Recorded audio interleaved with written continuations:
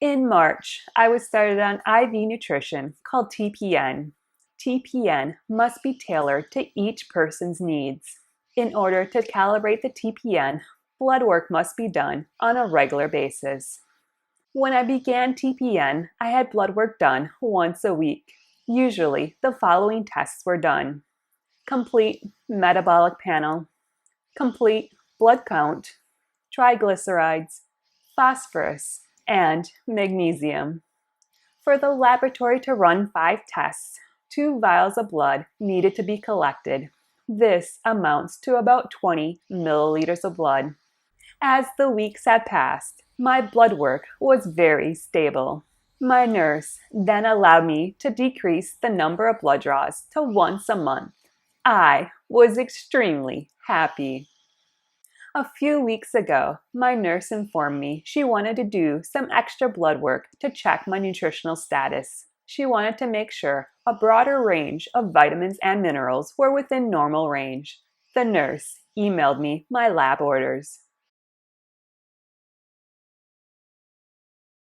On the day of my lab appointment, I arrived at the laboratory and checked in. Very shortly, I was called back to have my blood work drawn. The lab technician asked for my paperwork. I handed him my orders. It took the man a very long time to input all the information into the computer. The lab technician then read off all the tests I was to have done: vitamin E, vitamin A, vitamin B12, RBC Folate, Ferritin, C-reactive protein, essential fatty acid profile, selenium, manganese, zinc, and copper.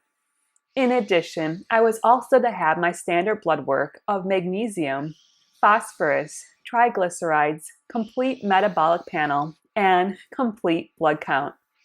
My arm was prepared for a blood draw, and the technician inserted a needle. I looked in awe as the technician completely filled up vial after vial with blood. Each vial contained about 10 milliliters. After all 9 vials were filled, the technician withdrew the needle and bandaged up my arm. I left the laboratory.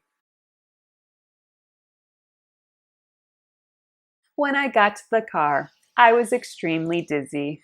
My heart was racing. My head was spinning, and I was gasping for breath. I suddenly realized getting that much blood work done in a single day was not a good idea.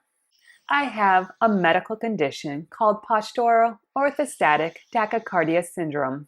It is abbreviated as POTS. POTS causes me to have low blood volume. This means I have less blood circulating in my body compared to a normal person. Moreover, POTS affects many different organ systems. Now that I had almost 100 milliliters less of blood, my body was starting to crash. When I arrived home, I still was not feeling well. Despite being connected to my TPN, which was providing IV hydration, my body was still suffering.